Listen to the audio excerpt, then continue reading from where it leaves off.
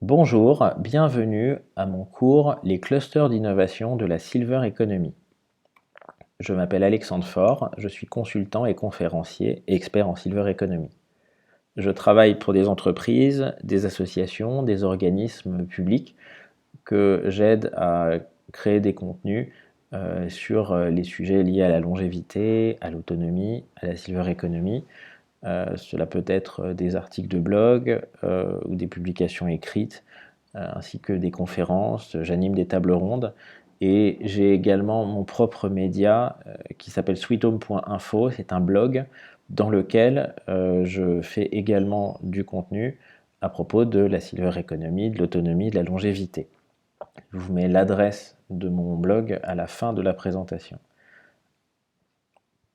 Aujourd'hui, nous parlons des clusters.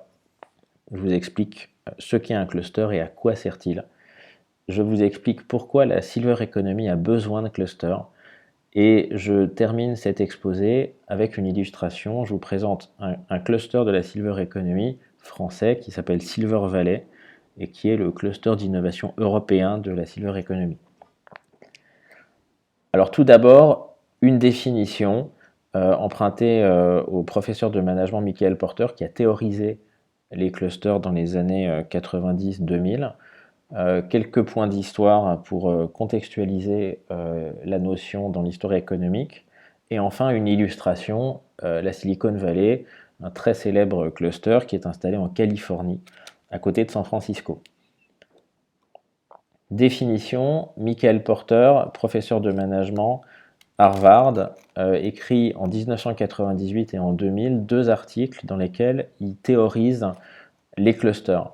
La définition qu'il donne dans son article de 1998 présente le cluster comme une concentration géographique de firmes et institutions reliées entre elles et opérant dans un domaine particulier.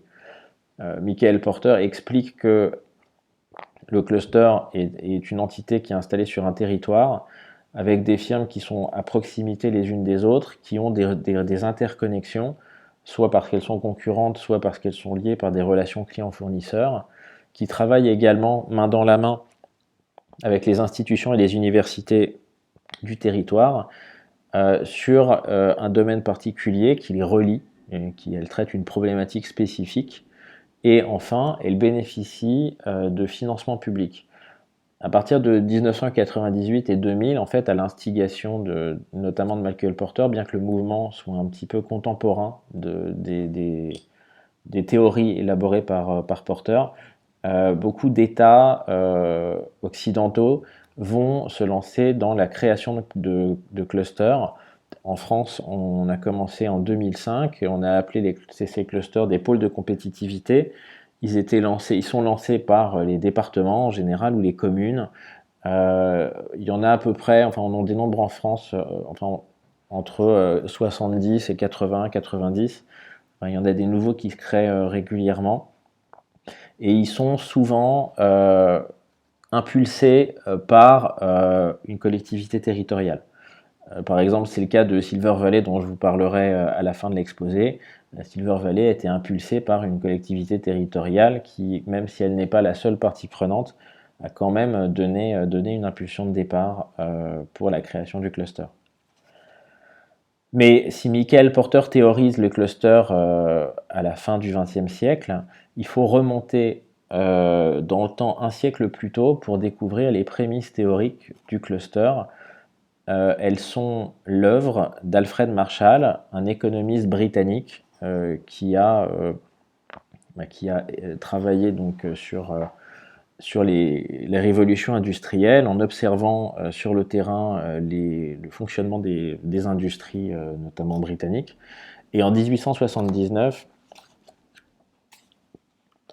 il publie un ouvrage appelé The Pure Theory of Domestic Value, dans lequel il expose des observations sur des industries, notamment dans le textile, qui sont donc des fabriques et des manufactures de petite taille et qui travaillent entre elles en synergie de façon à faire avancer les technologies et à être plus performantes. Voilà ce que Marshall écrit dans ce livre. Si le nombre total d'entreprises engagées dans une industrie particulière est petit, il n'y a que peu d'individus en position d'apporter des améliorations dans les procédés de fabrication, d'inventer de nouvelles machines, de nouvelles méthodes. Mais lorsque le nombre total d'individus ayant cette position s'accroît, il s'en trouvera parmi eux beaucoup qui, par leur intelligence et par leur force de caractère, seront en mesure d'apporter de nouvelles idées. Chaque nouvelle idée est débattue et améliorée par de nombreux esprits. Chaque nouvelle expérience accidentelle et chaque expérience délibérée vont nourrir la réflexion et apporter encore de nouvelles suggestions. Les observations de Marshall, publiées en 1879, aujourd'hui, en fait, viennent éclairer la réflexion sur les clusters, mais à l'époque, elles restent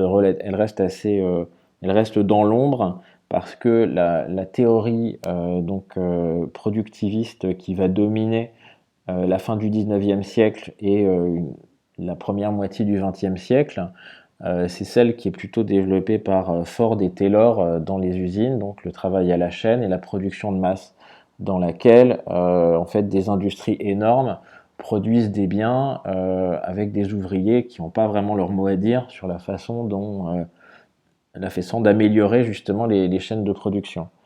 Il faut attendre 100 ans pour que les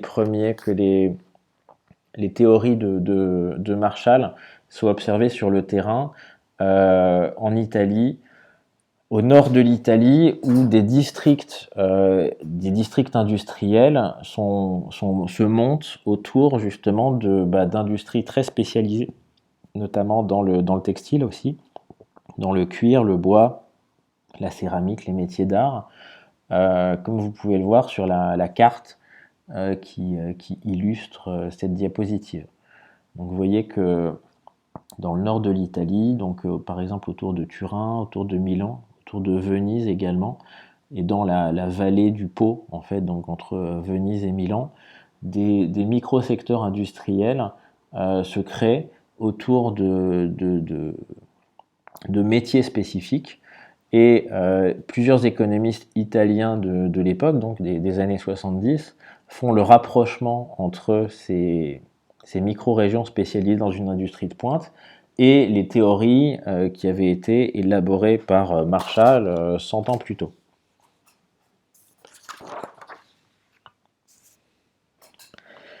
Et donc, parallèlement à ce qui se passe en Italie, de l'autre côté de l'océan Atlantique, dans la région de Palo Alto, donc au sud de San Francisco, ce qui va devenir et ce qui est devenu aujourd'hui le plus célèbre des clusters, la Silicon Valley, est en train de prendre son essor.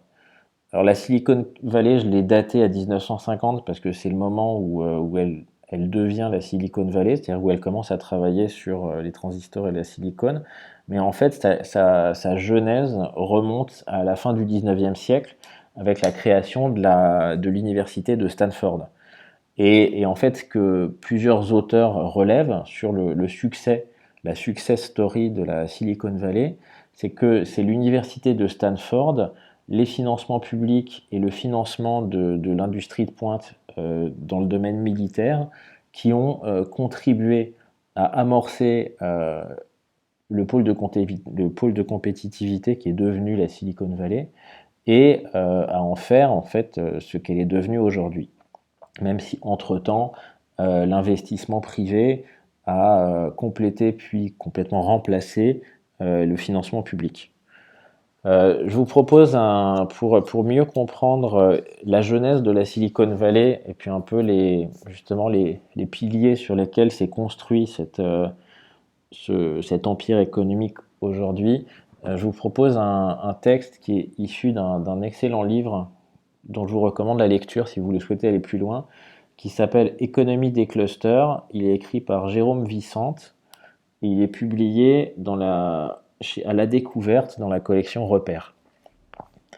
Une brève histoire de la Silicon Valley. Comment la région rurale de Santa Clara, à quelques kilomètres au sud de San Francisco, connue pour sa production fruitière dans les années 1940, s'impose-t-elle dès les années 1960 comme le berceau et l'Eldorado des nouvelles technologies? Bien avant, en 1885, au nord de la région, est implantée sur les hauteurs de la petite ville de Palo Alto l'université Stanford, reliée par la voie de chemin de fer à San Francisco. Une première impulsion dans cette vallée agricole qui connaîtra un véritable tournant avec la Seconde Guerre mondiale. La région voit un afflux de population à la suite d'un accroissement de la demande de travail dans les industries telles l'aviation ou le matériel agricole, dont les usines seront rapidement reconverties vers l'industrie militaire. Parallèlement, les fonds fédéraux sont dirigés vers les laboratoires de recherche de Stanford afin de développer du matériel électronique pour l'armée. Quelques années auparavant, en 1925, un ambitieux et visionnaire professeur d'électronique, Frederick Terman, quitte Harvard pour rejoindre Stanford. Il sera à l'origine de 2 succès d'entreprise. C'est lui qui poussera en 1938 les jeunes docteurs William Hewlett et David Packard à créer leur entreprise, un audio-oscillateur qui servira au montage de Fantasia de Walt Disney, mais aussi à l'industrie de la défense américaine, ainsi que les frères Varlan en 1942, qui produiront le tube Klystron, à l'origine des radars et des communications hyperfréquences. Fort de ce succès, il convainc au début des années 1950 banques locales et gouverneurs de Californie de l'opportunité de bâtir une communauté d'intérêt entre l'université et l'industrie locale. C'est ainsi que naîtra le Stanford Research Park. La période de la guerre froide ne fera que consolider les fonds fédéraux à destination de l'industrie militaire et de la recherche, renforçant encore le projet de Terman et l'attractivité de la région pour de nombreux talents. Une nouvelle impulsion proviendra de William Shockley, l'inventeur du transistor, qui quitte les laboratoires Bell dans le New Jersey pour créer le Shockley Transistor Company en 1955 à Palo Alto. De cette entreprise et de l'esprit entrepreneur de ses ingénieurs naîtront par essaimage pas moins de 15 compagnies entre 1959 et 1979, dont Intel et AMD, les plus connues encore à ce jour. Puis, alors que l'industrie des semi-conducteurs atteint sa maturité et qu'elle est de plus en plus concurrencée par les semi-conducteurs à bas coût produits au Japon, une nouvelle vague d'innovation prend son essor dans la vallée avec le développement de l'industrie de l'ordinateur personnel, s'appuyant sur des créateurs visionnaires comme Steve Jobs à la fin des années 70, suivi par d'autres tout au long des années 80. À la fin des années 80, on dénombre près de 8000 entreprises à haute intensité technologique dans la Silicon Valley. L'impulsion suivante viendra de l'Internet avec la création en 1994 de Netscape et de Yahoo, suivi de Google en 1998 et de toute une vague de dot-com dont une large partie ne résisteront pas à la bulle Internet. Les années 2000 seront marquées par le développement de l'industrie du numérique et des réseaux sociaux, suivi par celui des industries vertes, représentées par des entreprises comme Tesla Motors et SunPower. Alors, je tenais à vous donner cette approche un peu historique de la Silicon Valley, qui, bien qu'elle soit un cluster au sens où l'entend Michael Porter, est un cluster très particulier, puisqu'aujourd'hui, malgré des tentatives de reproduire le modèle de la Silicon Valley à New York avec la Silicon Alley ou, comme l'espère la présidente de la région Île-de-France sur le plateau de Saclay, les éléments constitutifs de la Silicon Valley et notamment la très très forte capacité d'investissement des financements privés, donc du capital risque, sont vraiment propres à l'écosystème californien et assez difficiles à reproduire ailleurs. D'ailleurs, quand on étudie les mouvements philosophiques et idéologiques qui se développent dans la Silicon Valley, que ce soit le libertarianisme ou le transhumanisme, on voit que au-delà du cluster tel qu'il est décrit dans ce cours et tel qu'il existe en France, la Silicon Valley est vraiment devenue quelque chose de très particulier qu'il est difficile de répliquer ailleurs. Et d'ailleurs, est-ce vraiment intéressant de chercher à dupliquer la Silicon Valley ailleurs? Je pose la question. Alors, à quoi sert un cluster? Pour vous expliquer l'utilité d'un cluster, je vais vous présenter d'une part les intérêts pour les différentes parties prenantes et d'autre part les enjeux. Alors, les parties prenantes dans un cluster, donc Dixit, Michael Porter dont j'ai parlé tout à l'heure, vous avez des entreprises, des territoires et des universités. Les entreprises, elles ont besoin de réaliser des profits et de faire de la croissance. les territoires, ils cherchent à être attractifs, à créer de l'emploi, à créer de la valeur. Et les universités, elles veulent faire de la recherche, du développement, de la recherche fondamentale, et pour cela, elles ont besoin de financement. Et donc, ces trois acteurs se rejoignent sur les besoins, sur leurs besoins et sur les moyens mis en œuvre. Et en fait, la finalité d'un cluster, c'est d'arriver à concilier les besoins et les moyens des uns et des autres de façon à créer des externalités positives. Les entreprises vont s'implanter sur un territoire, donc elles vont réaliser des profits et de la croissance, donc elles vont créer de l'attractivité et de l'emploi pour le territoire. Elles vont faire appel aux universités pour la recherche et le développement. Les universités vont réaliser de la recherche et développement sur des sujets qui intéressent des entreprises, donc vont pouvoir bénéficier de financement.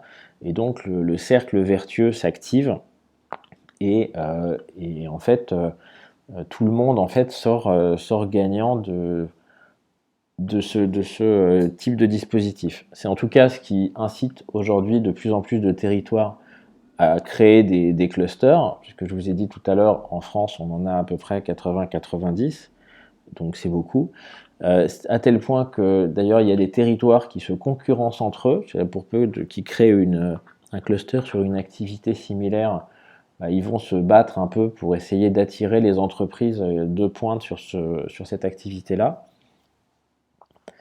Et d'un autre côté, vous avez aussi des territoires qui peuvent demander justement aux entreprises qui viennent s'installer dans leur cluster des contreparties vraiment à destination notamment des habitants du territoire, alors que ce n'est pas la finalité du cluster. La finalité du cluster est vraiment économique, c'est de permettre aux entreprises adhérentes au cluster de réaliser des profits et de la croissance en leur apportant les moyens du territoire et les moyens des universités. Et en dégageant des externalités positives qui bénéficient à tout le monde. Alors, la recherche en fait de synergie des clusters est fondamentale aujourd'hui parce que nous sommes confrontés à une triple révolution. D'une part, une révolution démographique, donc la transition démographique, le vieillissement de la population et l'augmentation de la population grâce à la transition démographique. C'est une révolution, c'est quelque chose qu'on n'a jamais connu avant et sur lequel on doit trouver des solutions inédites.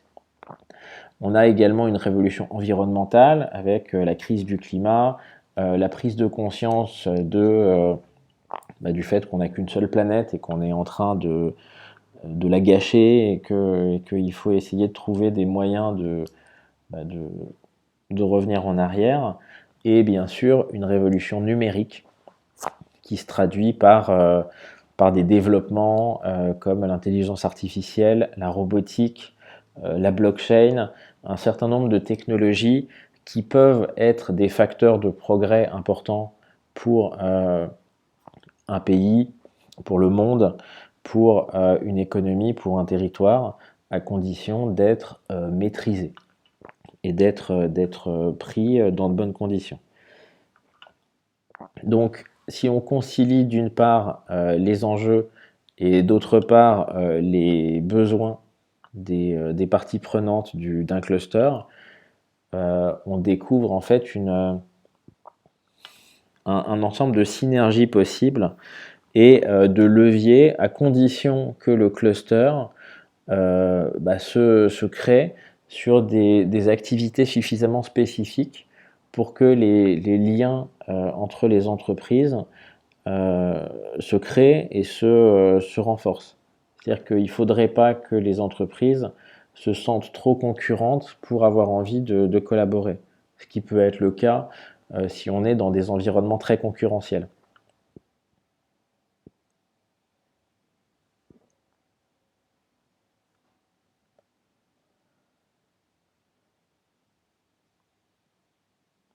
Alors justement, j'ai conclu la deuxième partie en exposant un peu la limite du cluster sur les environnements très concurrentiels.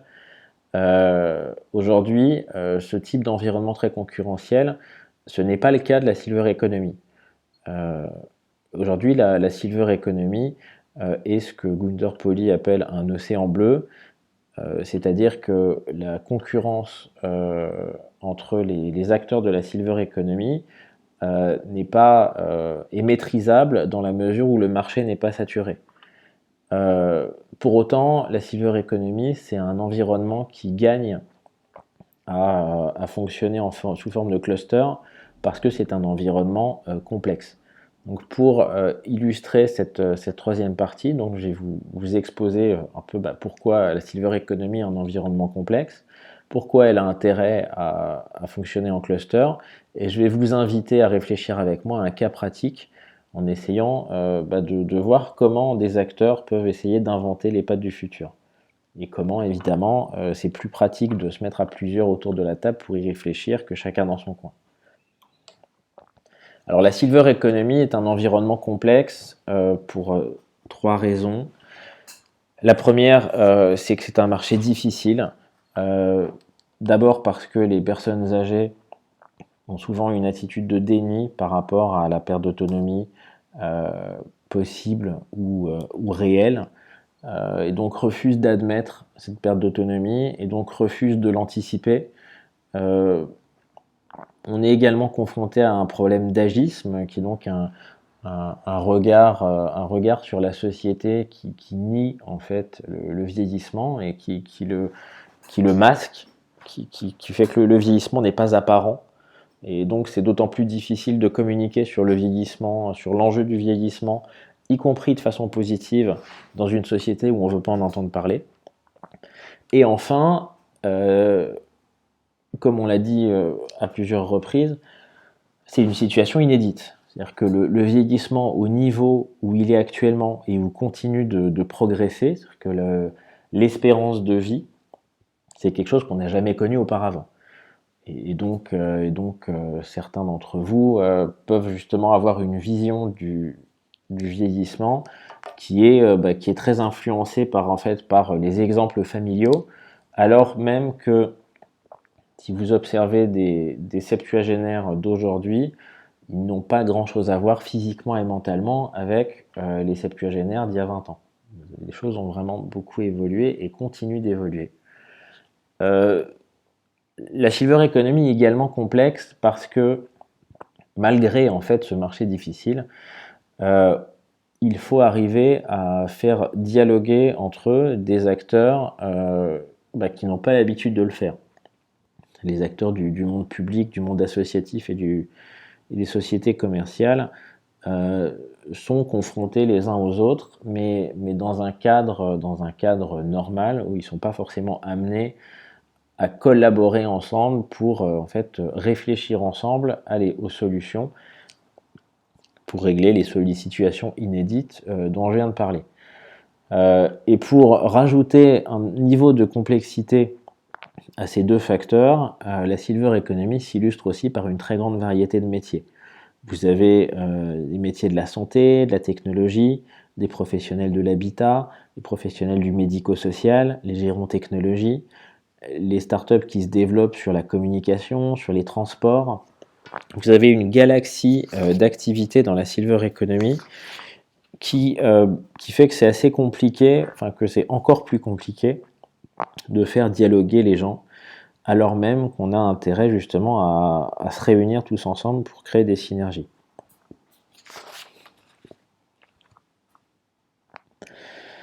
Pour autant, l'un des atouts de la silver economy, malgré donc cette diversité de métiers, de situations et puis un marché complexe, c'est qu'aujourd'hui, c'est un océan bleu au sens donc, que donne Gunther Pauli. C'est-à-dire que la concurrence n'est pas exacerbée. Alors que Gunther Pauli en fait distingue l'océan bleu, donc qui est une situation où la concurrence est supportable, à l'océan rouge, qui est une situation où les acteurs économiques sont à couteau tiré pour en fait se piquer mutuellement des parts de marché, puisque c'est plus facile de se voler des clients que d'aller conquérir les, les clients qui sont hors du marché. C'est le cas par exemple dans la banque, dans les télécoms, dans les services grand public que vous connaissez aujourd'hui, dans la grande distribution, mais ce n'est pas le cas dans la silver economy. Alors je vais vous prendre un exemple, la téléassistance. Donc la téléassistance, c'est les équipements de sécurité qui permettent à des personnes isolées et fragilisées d'appeler à l'aide si elles ont un problème et de solliciter en fait l'intervention des secours. La téléassistance en France, le taux d'équipement pour les plus de 75 ans, c'est 10% de la population. Alors évidemment, vous pourriez me dire, bah oui, mais bien sûr, tous les seniors ne sont pas en perte d'autonomie, donc ils n'en ont pas tous besoin. C'est vrai. Cependant, à population, âge moyen, espérance de vie équivalente, le taux d'équipement est bien meilleur chez nos voisins européens. Il est ainsi de 30 pour la même population, donc les plus de 75 ans, il est de 32% en Angleterre, 26% en Suède, 19% en Espagne. Alors comment font nos voisins européens pour réussir mieux que nous? Ils ont chacun des politiques spécifiques, notamment des incitations de l'État ou une prise en charge d'une organisation différente. Toujours est-il qu'aujourd'hui, la concurrence sur la téléassistance n'est pas aussi difficile que la concurrence dans les télécoms parce que la part de marché est très élevée. On constate la même chose dans les services à la personne. D'ailleurs, le président du groupe WeCare, Guillaume Richard, a déclaré que pour lui, la concurrence dans les services à la personne, elle ne se jouait pas entre les acteurs des services à la personne, mais elle se jouait entre les acteurs des services à la personne et le travail au noir. Parce que lui, ce qu'il constate, c'est justement que en fait, aujourd'hui, le gros du marché, c'est du travail au noir, et que donc il y a un océan bleu entre les acteurs des services à la personne qui doivent tous trouver les moyens pour convaincre les Français de passer par du travail déclaré et pas par du travail non déclaré. Donc voilà, à travers ces deux exemples, je vous illustre l'océan bleu de la silver economy. Passons maintenant à un petit cas pratique. On va réfléchir ensemble pendant quelques minutes à comment inventer l'EHPAD du futur. Alors l'objectif, c'est justement de vous montrer que sur une situation qui se présente aujourd'hui, c'est-à-dire un petit peu repenser l'EHPAD, il y a un nombre important d'acteurs qui interviennent et qu'ils ont intérêt à travailler ensemble parce que chacun dans leur coin, ils auront du mal à trouver une solution d'ensemble. Alors, imaginons donc qu'on est dans une commune et vous avez un EHPAD qui veut essayer un petit peu de se réinventer et de proposer un service qui soit à la hauteur des attentes des seniors de demain. Donc, dans un EHPAD du futur, je vais vous lister en fait les différents postes auxquels il faut penser. Alors, vous avez d'abord tous les aspects territoriaux. Vous pensez au territoire, à l'approche inclusive, à l'ouverture sur le monde extérieur en fait. Est-ce que l'EHPAD doit être ouvert vers l'extérieur ou est-ce qu'il doit être fermé sur lui-même? Vous avez des aspects architecturaux, des aspects relatifs aux matériaux. Est-ce que les matériaux qu'on va employer doivent être durables? Est-ce qu'on peut employer du bois? Est-ce qu'on peut employer du verre? Est-ce qu'on peut employer de la pierre? Qu'est-ce qui est polluant? Qu'est-ce qui ne l'est pas? Quelles sont les normes en vigueur en termes d'accessibilité notamment? S'il n'est pas d'accueil des malades d'Alzheimer, est-ce qu'il y a des normes de sécurité spécifiques? Est-ce qu'il souhaite ouvrir un accueil de jour? Est-ce qu'il souhaite ouvrir un PASA, donc pour les malades d'Alzheimer? Ensuite, en ce qui concerne les équipements internes, on a un poste relatif à la domotique, on a un poste relatif au système d'information, un poste sur les technologies embarquées, un poste sur la communication entre les soignants, la communication des résidents avec l'extérieur. On a à prendre en considération les besoins des proches, les besoins des résidents, les droits des uns et des autres, les nouveaux droits notamment. On peut voir aussi quels sont les services qui doivent intervenir dans l'EHPAD. Et en fait, vous avez dans cette liste un ensemble de métiers, d'activités qui gagneraient à être cogités à plusieurs. C'est-à-dire qu'aujourd'hui, vous avez des EHPAD qui développent ces services en interne, vous avez des EHPAD qui sous-traitent ces services, et vous avez aussi des EHPAD qui essayent d'avoir une approche inclusive en réfléchissant à plusieurs en fait, autour de la table sur des solutions plus modernes. Alors, je vais vous en citer un. Vous avez par exemple la Croix-Rouge qui est associée à Blue Linea dans le projet qui s'appelle EHPAD Adom et qui essaye d'imaginer des solutions pour euh,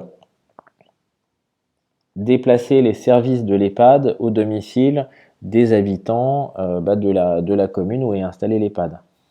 Donc cette réflexion a pu être menée conjointement entre Blue Linea, donc qui fait de la téléassistance, et les EHPAD de la Croix-Rouge, parce que seuls, ni Blue Linea, ni les EHPAD de la Croix-Rouge n'auraient pu mettre en place ce dispositif, qui nécessite à la fois de l'humain et de la technologie. Ce type de synergie, c'est justement le rôle d'un cluster d'arriver à les mettre en place. Je vais à présent vous faire un focus sur Silver Valley à partir d'un article de fond que j'ai écrit en fait à propos de Silver Valley et qui présente en détail le cluster, son identité et un peu le rôle et les missions qu'il a développées pour aider ses adhérents à atteindre leurs objectifs. Donc Silver Valley, c'est un cluster d'innovation qui est dédié à la Silver Economy. Il a été fondé en 2008 par Benjamin Zimmer. D'ailleurs, Benjamin Zimmer, qui était étudiant à l'époque, a écrit une thèse sur la création de Silver Valley et les modalités de cette création et toutes les innovations qu'il a impulsées dans le cluster. Organisé en association, Silver Valley revendique 300 adhérents, 60% de start-up et 40% de PME, entreprises de taille intermédiaire et grands groupes. L'adhésion est soumise à l'approbation du bureau de l'association Silver Valley. Le prix d'adhésion annuel est établi en fonction du chiffre d'affaires annuel des adhérents. Le prix plancher est de 250 €. Les locaux de Silver Valley sont à Silver Innov, une pépinière d'entreprise dédiée à la Silver Economy située à Ivry-sur-Seine, dans le Val-de-Marne. Silver Valley est un cluster d'innovation parce que c'est un cluster qui a pour objectif la promotion de l'innovation. En l'espèce, les adhérents de Silver Valley sont rassemblés par le souhait d'accompagner l'innovation dans la Silver Economy à l'échelle européenne. Il peut s'agir d'innovation technique, technologique, sociale, organisationnelle, etc. Tout type d'innovation qui contribue à faire progresser la Silver Economy en général et les adhérents de Silver Valley en particulier. L'engagement de Silver Valley en faveur de l'innovation se traduit par différentes actions de terrain. Citons notamment la Bourse Charles Foy, l'Open Lab et la direction de la Task Force Innovation de la filière Silver Economy. Alors, je vais déjà vous parler de la Bourse Charles Foy. Donc, c'est un prix académique qui est remis chaque année en juin à 3 projets de start-up orientés Silver Economy. En début d'année, donc en février, le comité de la Bourse Charles Foy détermine le thème et les grandes orientations du concours de l'année, suite une phase de candidature ouverte à toute entreprise dont le projet répond à l'objet du concours. La Bourse Charles Foy est délivrée à 3 projets entrepreneuriaux portés par des organismes jeunes. Donc les organismes qui sont primés doivent avoir moins de 5 ans d'existence. Le processus de sélection très pointu exige de chacun des candidats la remise d'un dossier de près de 50 pages et pour les finalistes, le passage devant 5 jurys thématiques qui évaluent chacun le projet selon des critères qui lui sont propres. Ce processus de sélection repose sur la méthode SAPIGE, S-A-P-I-G-E. Cette méthode part du principe qu'une solution est trop souvent élaborée sans qu'aient été réellement mesurées les situations d'usage, le besoin, le manque qu'elle cherche à résoudre. SAPIGE permet de réaliser un diagnostic complet du potentiel d'un projet d'innovation en y allouant les ressources utiles au bon moment et au bon endroit.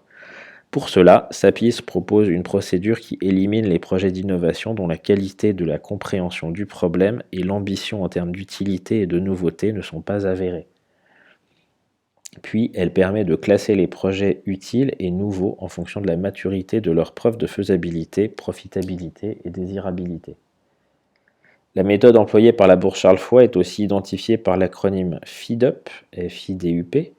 Il renvoie aux 5 caractéristiques évaluées: la faisabilité, l'innovation, la désirabilité, l'utilité et la profitabilité. Donc ça, c'était la Bourse Charles Foy. Alors pour la Bourse Charles Foy, donc il y a les trois startups qui sont primées touchent une dotation financière ainsi que un accompagnement et un hébergement chez Silver Innov pendant plusieurs mois. Pour vous donner un peu un aperçu, la startup qui a remporté la Bourse Charles Foy en 2019, c'est Manea. Donc c'est une startup qui fabrique un bras flexible qui permet en fait aux personnes à mobilité réduite, aux personnes qui ont un handicap ou aux personnes qui ont des difficultés à se doucher, qui leur permet de se doucher plus facilement. Alors, Silver Valley a aussi développé un lab qui s'appelle l'Open Lab. C'est un observatoire sociologique qui a été lancé en octobre 2018 et grâce à des partenariats avec des associations de personnes âgées, il peut mobiliser 9000 seniors. Alors en fait, ils n'en mobilisent jamais 9000 d'un coup, ils les invitent par groupe d'une trentaine d'intervenants. Et ils sont invités une fois par mois à dialoguer en fait à partir de sujets ou de projets relatifs à la silver economy et à la longévité au sens large. Alors Nicolas Menet, que j'avais interviewé justement à propos de l'Open Lab, le décrit comme suit. Alors pour Nicolas Menet, donc, qui est le directeur général de Silver Valley et qui est également sociologue de formation et qui donc réalise les interviews seniors dans l'Open Lab. L'Open Lab est un vivier de plus de 9000 seniors. Ce n'est pas un lieu d'évaluation, c'est un observatoire sociologique continu, une cohorte permanente de la vie des âgés, des personnes qui avancent en âge. Nous rencontrons une partie de ces 9000 seniors une fois par mois pendant une journée complète. Ces rencontres nous font prendre conscience d'un point essentiel: on n'arrivera jamais à avoir la vision d'un senior. Une personne de 80 ans a une vision de la vie qui est inaccessible pour nous, car son expérience bouleverse sa perception des choses. Nous utilisons les enseignements de l'Open Lab pour aider nos entreprises à cerner leur marché. Par exemple, nous faisons des séances de coaching face à face où nous faisons bénéficier nos adhérents des toutes dernières découvertes de l'Open Lab. Nous communiquons des insights, donc des indications, des ressentis des seniors. Enfin, autre mission réalisée par Silver Valley, le cluster dirige la task force innovation de la filière Silver Economy. Donc la filière Silver Economy, c'est une entité créée par le gouvernement français pour coordonner les travaux de la Silver Economy en France. Et cette entité a créé des groupes de travail provisoires et d'autres permanents. Donc la Task Force Innovation, c'est un groupe de travail permanent qui a pour objectif de fédérer les actions des entités porteuses de l'innovation dans la Silver Economy. Et c'est Silver Valley qui a été chargé de coordonner ces travaux. Donc, pour Nicolas Menet, donc je cite, donc les citations de Nicolas Menet viennent d'une interview que j'ai faite de lui en janvier 2019. La mission de la Task Force Innovation est de produire des recommandations pointues sur les moyens à mettre en œuvre pour favoriser l'innovation dans la filière Silver Economy. Nous faisons des constats, des retours d'expérience. C'est la première fois que tous les acteurs de l'innovation vont se réunir et travailler de concert. Donc dans la Task Force Silver Economy, on retrouve les représentants de l'ensemble des clusters d'innovation de la Silver Economy. Donc outre Silver Valley, on a des clusters d'innovation dans plusieurs régions. Il y en a un en Normandie qui s'appelle TechSap West. On en a un en Occitanie, on en a un en Nouvelle-Aquitaine. Et la task force essaye d'attirer plus largement des représentants en fait d'autres entités, comme par exemple le Gérondif, qui est le Gérontopole d'Île-de-France, ou d'autres organismes qui peuvent contribuer à faire avancer en fait la réflexion. Silver Valley accompagne ses adhérents au travail d'événements dédiés qui sont organisés au cours de l'année, mais aussi par son lobbying auprès des décideurs de l'écosystème. Chaque année, le cluster provoque plusieurs rencontres entre les parties prenantes en privilégiant le networking direct. L'association crée les conditions de l'échange, charge pour chacun de prendre les choses en main. En clair, Silver Valley est là en fait pour essayer d'organiser l'activité, mais après c'est à chacun de créer justement ses propres opportunités.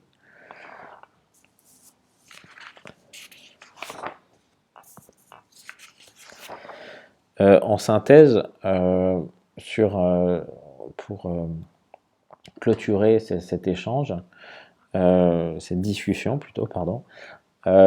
Aujourd'hui, vous l'aurez compris, la Silver Economy, c'est encore un écosystème assez jeune qui rassemble des entreprises qui, pour les plus anciennes, existent depuis des décennies.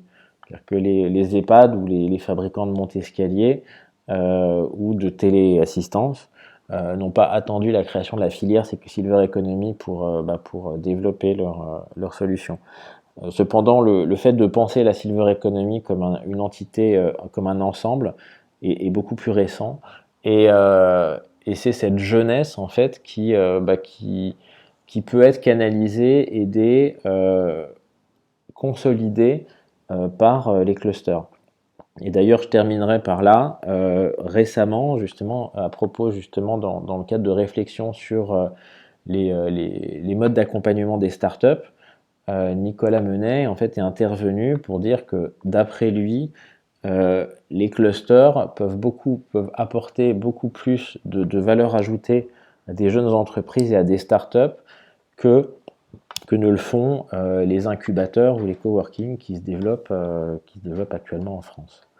Voilà, donc je vous remercie d'avoir suivi ce cours. J'espère qu'il vous a intéressé et plu.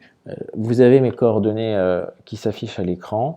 Si vous avez des questions, si vous vous interrogez, si vous souhaitez poursuivre l'échange avec moi, n'hésitez surtout pas à me rejoindre sur Sweet Home ou à me contacter plus directement par mail ou par téléphone.